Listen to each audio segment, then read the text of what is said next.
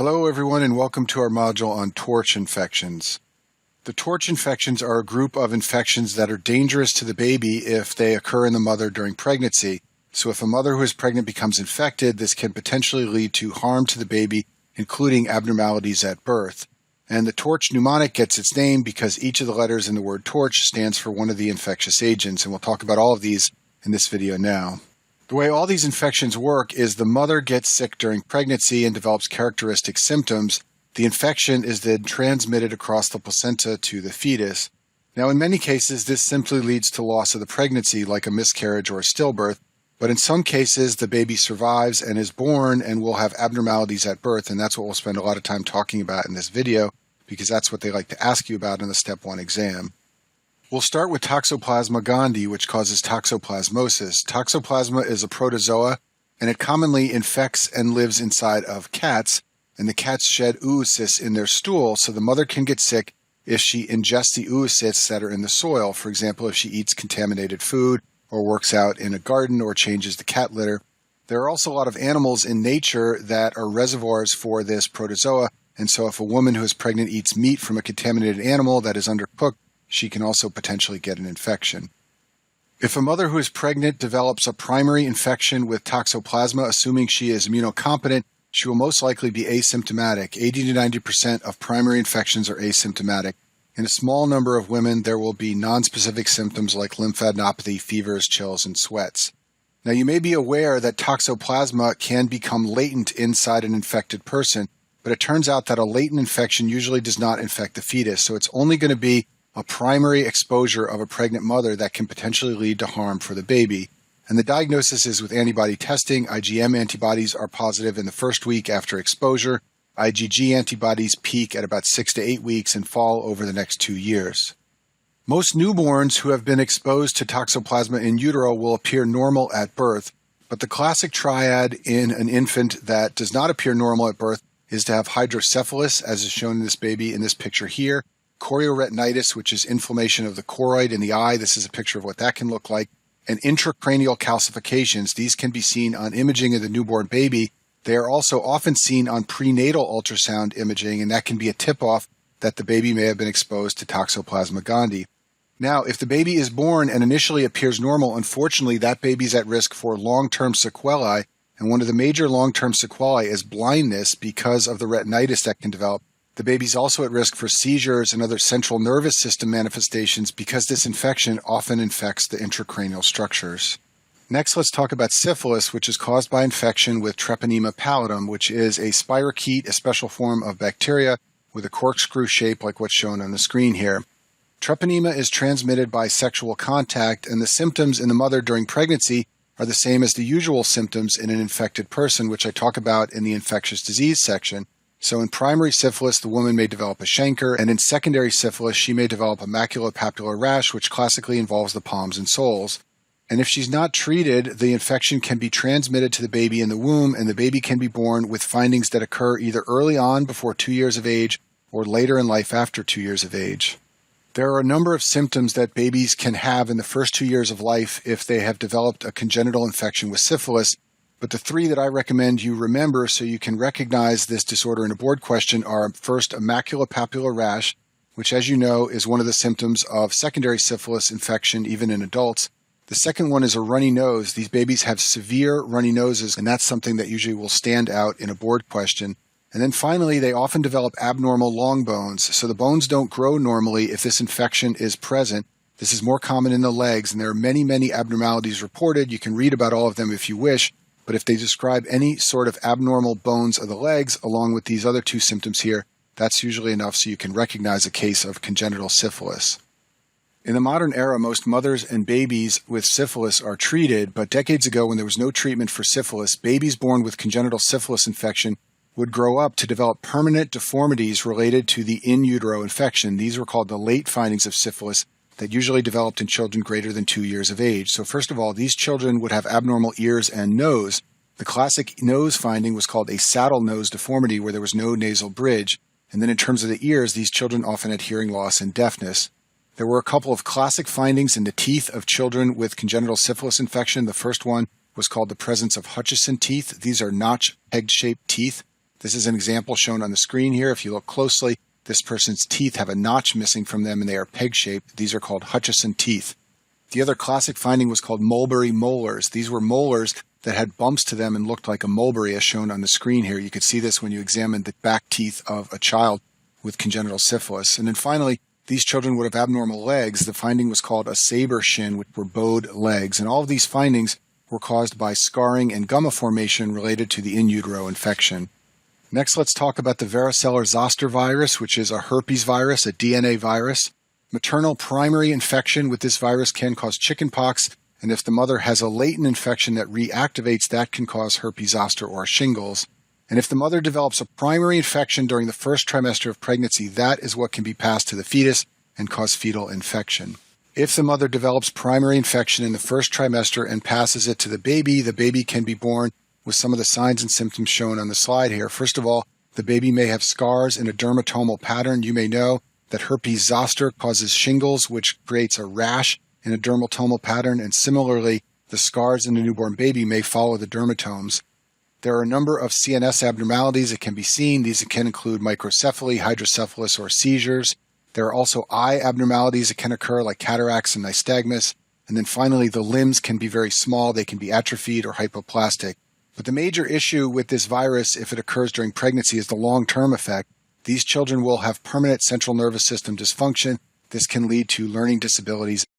Next, let's talk about parvovirus B19. This is a non-enveloped single-stranded DNA virus. The virus is found in the respiratory secretions of infected persons and transmitted to other individuals, including potentially pregnant women. The classic infection caused by this virus occurs in children. It's called Fifth's disease, and it presents as a slapped cheek appearance of the face, like this child shown on the screen here.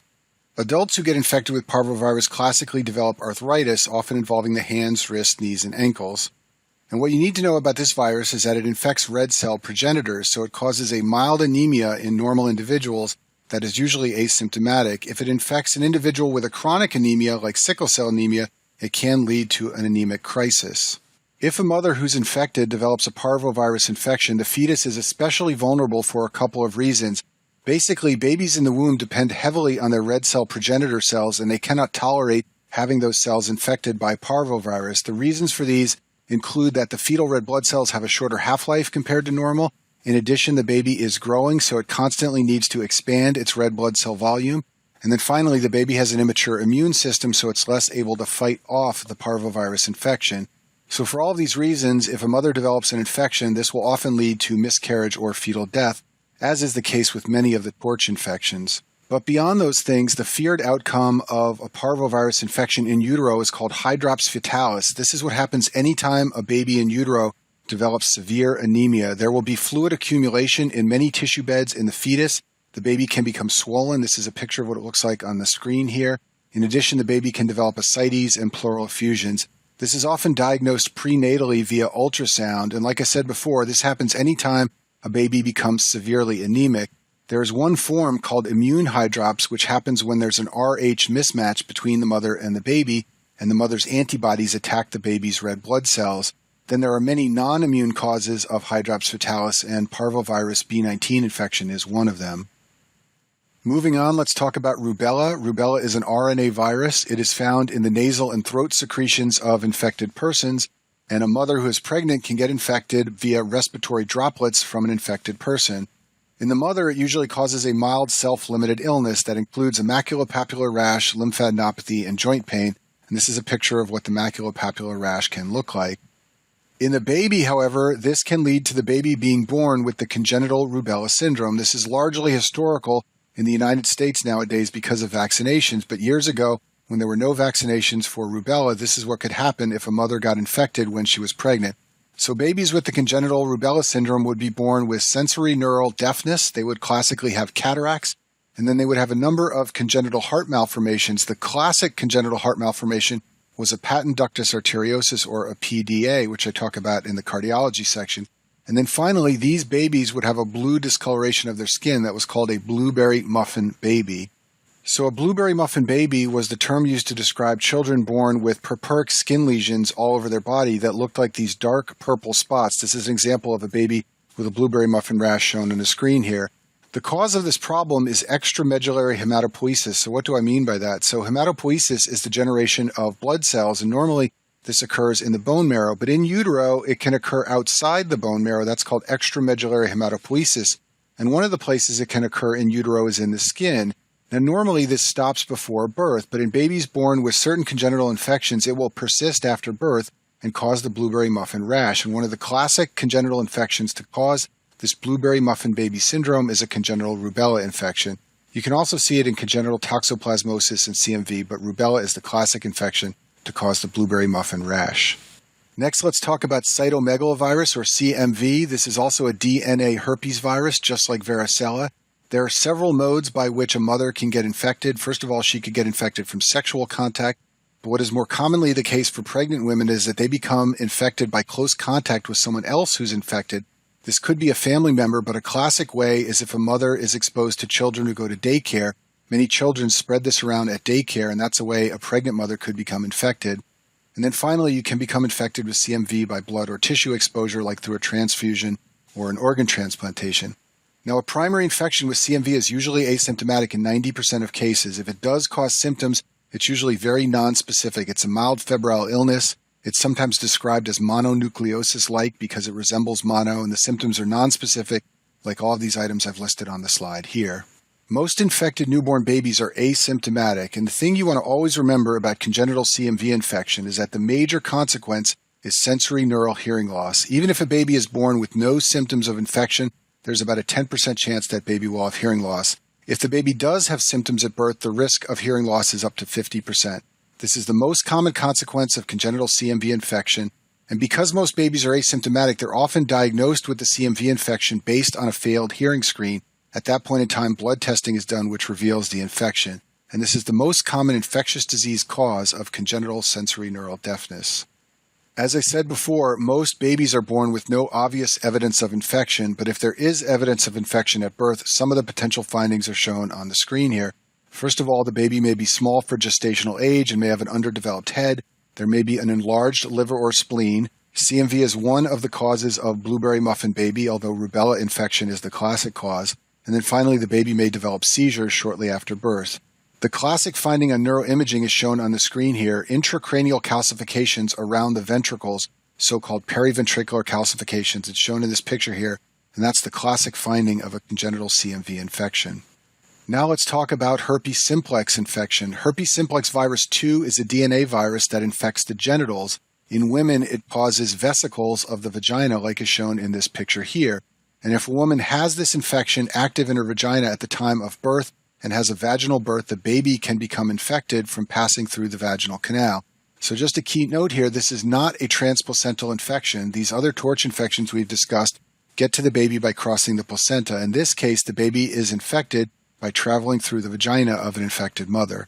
The first thing that can happen to the baby is that the baby can develop vesicles, much like what is present in the genitals of the mother. These can occur in the skin of the baby, sometimes near the eyes or even in the mouth. And what's even more dangerous than the skin findings is that the viral infection can spread to the central nervous system and disseminate to multiple other organs. So for this reason, women who have active herpes genital lesions at the time of delivery are often offered a C-section so that the baby doesn't have to pass through the vaginal canal. And that concludes our video on the torch infections.